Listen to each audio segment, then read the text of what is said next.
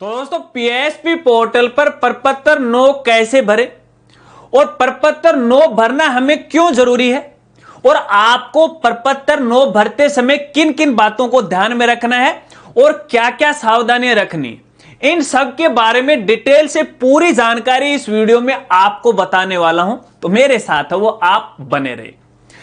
नमस्कार साथियों, मैं हूं आपका अपना साथी राजगुरु जी। तो दोस्तों जैसा कि आप सभी को पता है कि हाल में अपने पीएसपी पोर्टल पर प्रपत्र 9 को लेके अपडेट किया गया। अब जैसे ही अपडेट हुआ तो भैया काफी सारे जो स्कूल साथी हैं वो बार बार मुझसे रिक्वेस्ट कर रहे थे कि राजगुरु जी ये प्रपत्र 9 वाला क्या मामला, थोड़ा सा हमें समझाएगा, भरने की प्रोसेस है वो भी बताएगा। तो हर बार उनको मैंने ये बोला कि आप थोड़ा सा वेट कीजिएगा, अलग अलग जो अपडेट है पहले उनने जान लीजिएगा, जब हम थोड़ा सा फ्री हो जाएंगे तब आपके लिए पूरी जानकारी है वो अवेलेबल करवा देंगे। तो देखिए ये वीडियो स्पेशल आपकी रिक्वेस्ट पे है वो बना रहा हूं, तो इसके लिए एक लाइक तो वो बनता है।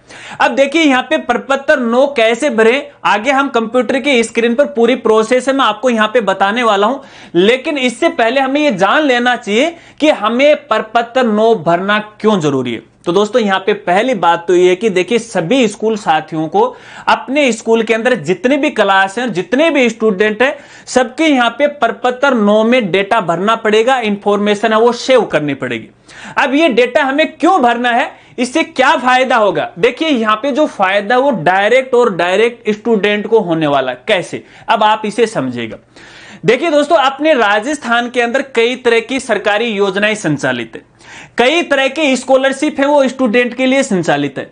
अब यदि किसी योजना के लिए या फिर किसी स्कॉलरशिप के लिए स्टूडेंट पात्र है तो वो प्राप्त करने के लिए स्टूडेंट को आवेदन करना पड़ता है। जैसे फॉर एग्जांपल अपन मान लेते हैं कि यदि वो गार्गी पुरस्कार के लिए पात्र है तो गार्गी के लिए उसको आवेदन करना पड़ेगा, या अन्य जो स्कॉलरशिप है उसके लिए अलग से आवेदन करना पड़ेगा, इंदिरा महिला शक्ति निधि के लिए अलग से आवेदन फॉर्म भरना पड़ेगा, ड्रेस के लिए अलग आवेदन करना पड़ेगा, साइकिल के लिए अलग आवेदन करना पड़ेगा। तो ऐसे में तो देखिए योजना का फायदा उठाने के लिए आवेदन करना।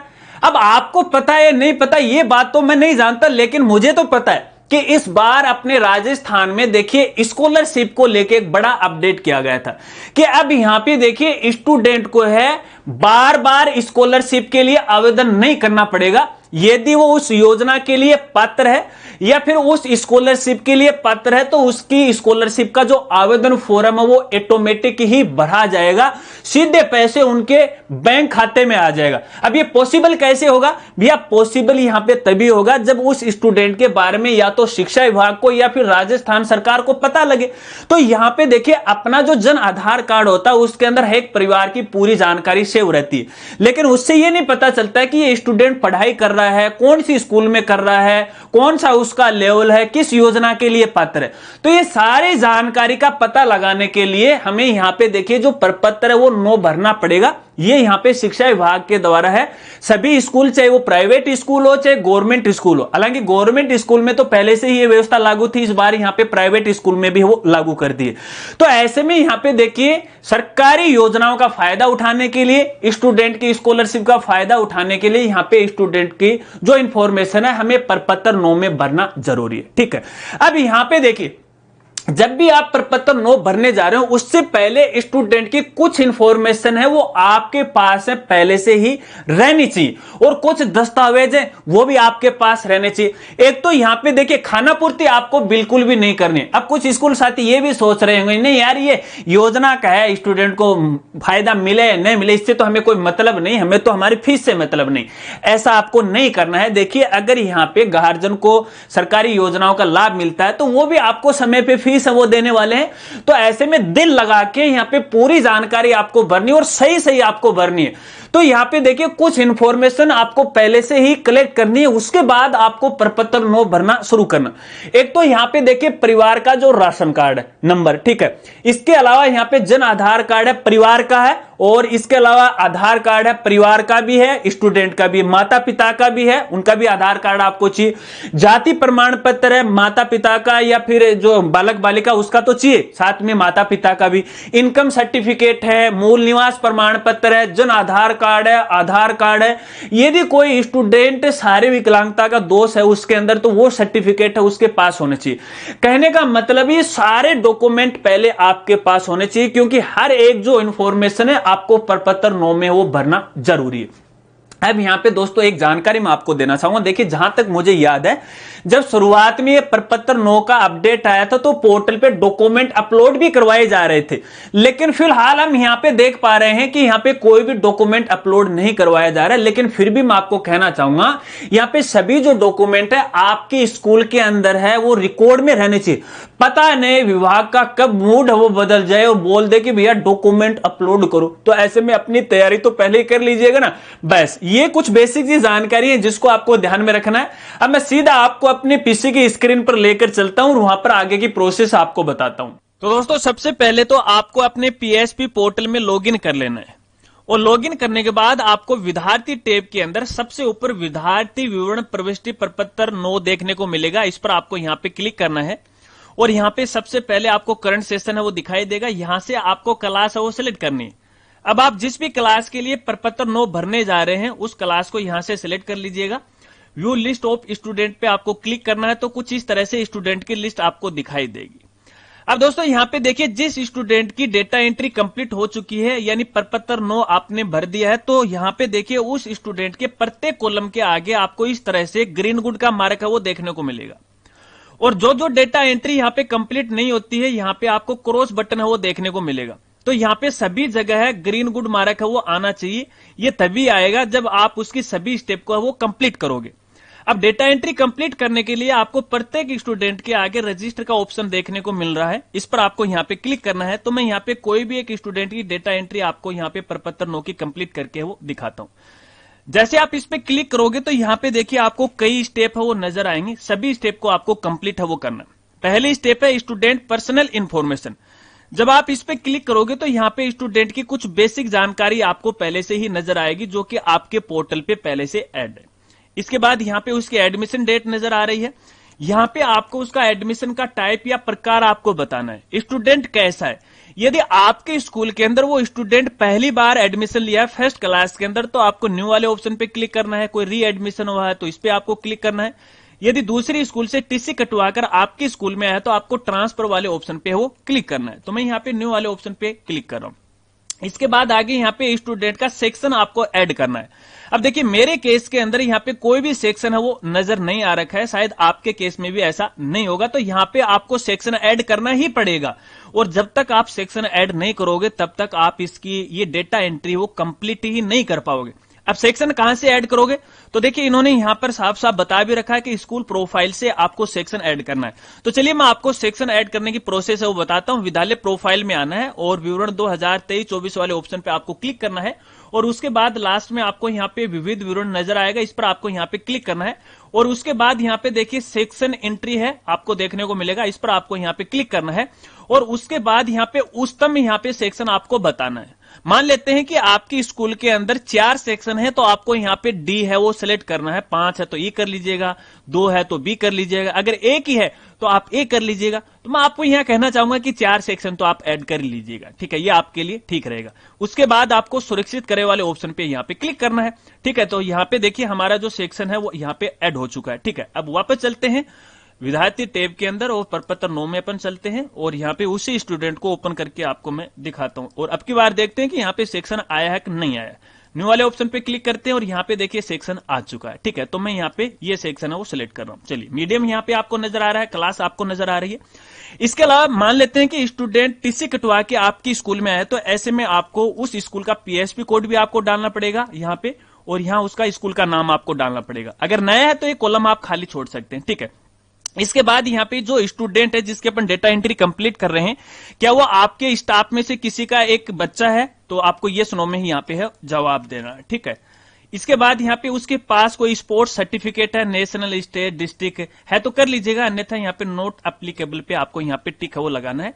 इसके बाद जो स्टूडेंट है वो CWSN कैटेगरी से, यानी कोई शारीरिक विकलांगता का दोष है क्या उसके अंदर है तो यस कीजिएगा, अन्यथा आपको नो करना।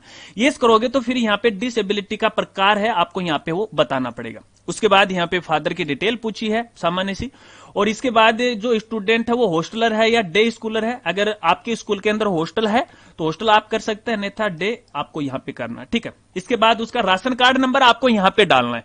यहाँ पे देखिए कोई भी जानकारी आपको खाली नहीं छोड़नी है, तो जानकारी यदि आपके पास अवेलेबल नहीं है तो पहले गार्जियन से जानकारी मंगवा लीजिएगा, उसके बाद आपको डेटा एंट्री हो कंप्लीट करनी है। यहां से उसके जो नेशनलिटी है वो सिलेक्ट कर लीजिएगा। उसके बाद उसका स्टेट कौन सा है तो यहाँ पे सभी स्टेट का नाम आपको दिखाई देगा। उसके बाद उसका जो ब्लड ग्रुप कौन सा है, तो अगर आपके पास जानकारी है तो सिलेक्ट कर लीजिएगा, अन्यथा इसे खाली भी छोड़ सकते हैं। और उसके बाद आगे यहाँ पे पूछा गया number of year of living in Rajasthan, तो वो स्टूडेंट है राजस्थान में कितने साल से रह रहा है। हालांकि देखिए यहाँ पे क्लिक नहीं हो रहा तो इसे आप खाली छोड़ सकते हैं। आगे स्टूडेंट की यहाँ पे देखिए वेट आपको लिखना है और हाइट आपको लिखनी है, आपके पास अवेलेबल है तो आप यहाँ पे वेट है वो कर दीजिएगा वजन, और उसकी हाइट कितनी है सेंटीमीटर में आपको यहाँ पे लिखनी है, ठीक है, ना कि फुट में। चलिए इसके बाद आगे यहाँ पे पूछा गया यदि आपके पास आधार कार्ड नंबर है तो दर्ज करें, अन्यथा नहीं पर क्लिक करें। तो आधार कार्ड तो सबका यहाँ पे है तो आपको यहाँ पे ये सी करना है, और नहीं है तो उसका आधार कार्ड बनवा लीजिएगा, उसके बाद ही इसकी डेटा एंट्री आपको कंप्लीट करना है, इसको भी आपको ध्यान रखना है। उसके बाद आपके आधार या जन आधार को है वेरीफाई आपको करना पड़ेगा, यहां से नहीं करना पड़ेगा, किसी दूसरी टेप से करना पड़ेगा, आगे मैं आपको बता दूंगा, ठीक है। इसके बाद यहाँ पे देखिए अन्य विवरण आपको दिखाई दे रहा है, क्या जो स्टूडेंट है वो NCC, scout guide, eco club से संबंध रख रहा है तो ठीक है, अन्यथा आपको यहाँ पे कोई नहीं वाले ऑप्शन पे आपको क्लिक करना है, और उसके बाद आपको सुरक्षित वाले ऑप्शन पे क्लिक करना है।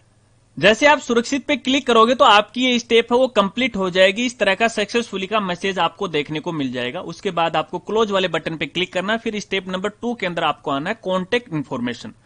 तो यहाँ पे स्टूडेंट की कॉन्टेक्ट इन्फॉर्मेशन आपको यहाँ पे डालनी है, उसका जिला सेलेक्ट कर लीजिएगा, ब्लॉक है, गांव है, पूरा एड्रेस आपको यहाँ पे डालना है। उसके बाद यहाँ पे देखिए फैमिली के मोबाइल नंबर आपको डालने हैं, ठीक है ना, और उसके बाद उसकी मेल आईडी है, डिस्टेंस है, सारी चीज आपको यहाँ पे डालनी है। उसके बाद आपको सुरक्षित करे वाले ऑप्शन पे आपको क्लिक करना है, तो आपकी ये स्टेप है वो भी कंप्लीट हो जाएगी। क्लोज वाले बटन पे आपको क्लिक करना है, थर्ड स्टेप आ जाएगी पेरेंट्स इन्फॉर्मेशन।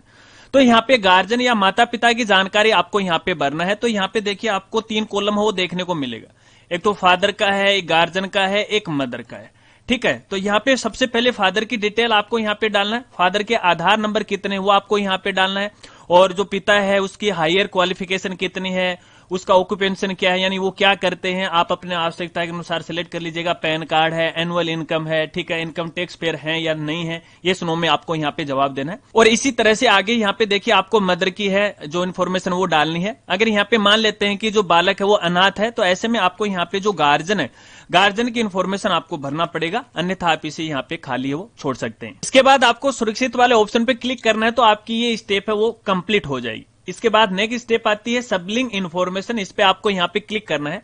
तो सबसे पहले तो आपको सबलिंग इन्फॉर्मेशन का मतलब है वो समझना चाहिए। देखिए सबलिंग इन्फॉर्मेशन का मतलब ये है कि एक ही गार्जियन के 2 स्टूडेंट या बालक बालिकाएं एक ही स्कूल में पढ़ रहे हैं, तो ऐसे में उन स्टूडेंट की हमें सबलिंग है वो करनी पड़ती है। अब यहां पे देखिए आपसे पूछा गया है कि is student single girl child, कि ये जो स्टूडेंट है वो अकेली लड़की है कि उस परिवार के अंदर कोई भाई बहन नहीं है, तो आपको यहाँ पे यस करना है, अन्यथा आपको यहाँ पे नो करना है। अगर ये चीज आप पे लागू नहीं है तो आपको एनए करना है, ठीक है। तो मैं यहाँ पे नॉट एप्लीकेबल है वो कर रहा हूं। इसके बाद आपको सुरक्षित करे वाले ऑप्शन पे क्लिक करना है, तो आपकी ये स्टेप है वो कंप्लीट हो जाएगी। इसके बाद नेक्स्ट स्टेप है अटैचमेंट, इस वाले ऑप्शन पे आपको यहाँ पे क्लिक करना है। तो यहाँ पे देखिए आपको कई डॉक्यूमेंट के नाम है वो देखने को मिलेगा। अब जो डॉक्यूमेंट जिस स्टूडेंट पे लागू हो रहा है उसी को आपको यहाँ पे सिलेक्ट करना है। यदि स्टूडेंट के पास जाति प्रमाण पत्र है तो इसे सिलेक्ट कीजिएगा, जन्म प्रमाण पत्र है तो इसे सिलेक्ट कीजिएगा, आधार प्रमाण पत्र है, ट्रांसफर सर्टिफिकेट है, जन आधार है, सीट, जो भी मतलब लागू होता है उसी को आपको यहाँ पे सिलेक्ट करना है। तो बेसिकली यहाँ पे देखिए एक जो नॉर्मल जो स्टूडेंट होता है उसके ये जो डॉक्यूमेंट है, जैसे जाति प्रमाण पत्र है, आय प्रमाण पत्र है, जन आधार, जन्म प्रमाण पत्र है, आधार प्रमाण पत्र, ये तो होना जरूरी है, ठीक है। इसी तरह से आपको एक एक करके वो सिलेक्ट है वो कर लेना है। अब इसके बाद आपको सुरक्षित करे वाले ऑप्शन पे आपको क्लिक करना है, तो ये स्टेप भी हो कंप्लीट हो जाएगी।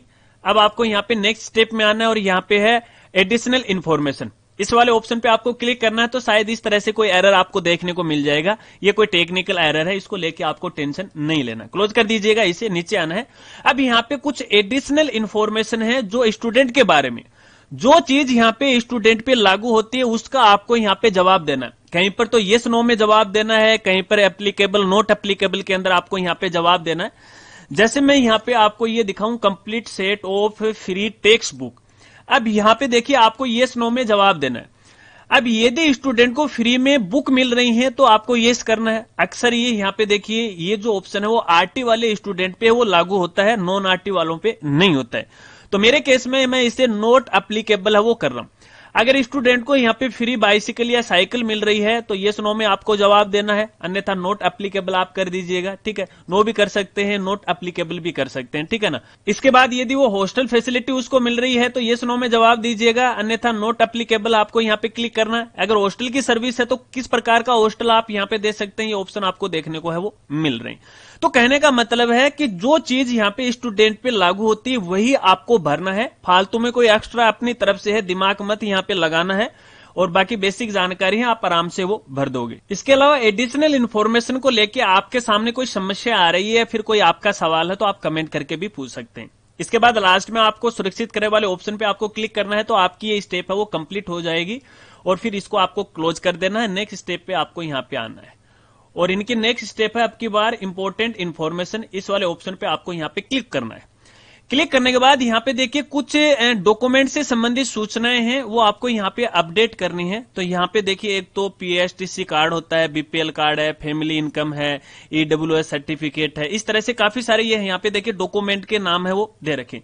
यहाँ पर केवल वन टाइम आपको डेटा एंट्री है वो करनी होगी। यहाँ पे क्लास आपको यहाँ पे सिलेक्ट कर लेना, जैसे 5th क्लास है, ठीक है।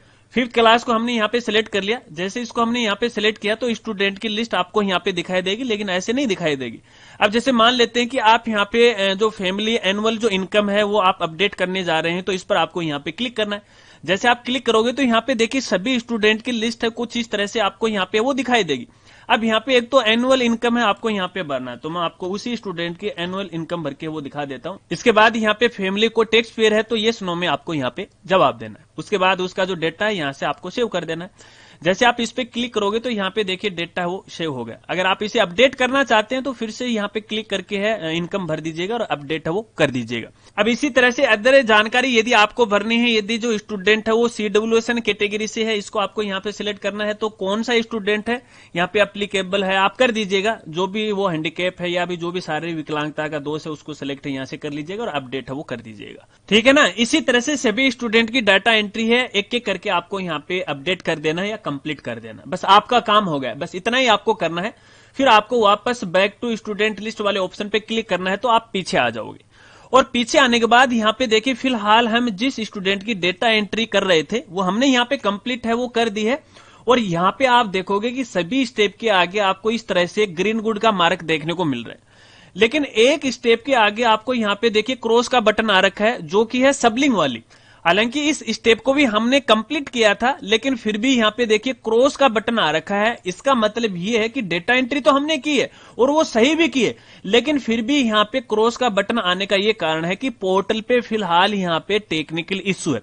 इस वजह से यहाँ पे ये जो इन्फॉर्मेशन है वो अपडेट नहीं हो रही है, ठीक है ना। तो कोई दिक्कत नहीं है यदि सबलिंग को लेके आपको दिक्कत आ रही है, क्योंकि यहाँ पे ये जो स्टूडेंट है वो सिंगल है उस स्कूल के अंदर, इसीलिए ये समस्या आ रही है। इस समस्या को संबंधित डिपार्टमेंट को हम अवगत करवाएंगे और जल्द से जल्द इसका समाधान करवाने की वो कोशिश करेंगे। बस इतना ही काम आपको यहाँ पे करना है, बाकी आपको कुछ भी नहीं करना है। एक एक स्टूडेंट की डेटा एंट्री है वो आप यहाँ पे वो कंप्लीट है वो कर दीजिएगा। तो दोस्तों ये है वो प्रपत्र 9 वाला मामला। आशा रखता हूं कि शायद आप समझ गए होंगे। इसके अलावा यदि आपके कोई सवाल हैं, कोई आपकी राय है, कोई आप कुछ कहना चाहते हैं तो कमेंट कर दीजिएगा। और इसके अलावा वीडियो आपको कैसी लगी, अच्छी लगी तो लाइक कीजिएगा, नहीं लगी हो तो डिसलाइक कीजिएगा और अपने दोस्तों के साथ हो सके तो शेयर कर दीजिएगा। तो मिलते हैं फ्रेंड्स अगली एक नई वीडियो के साथ, तब तक के लिए जय हिंद, जय भारत।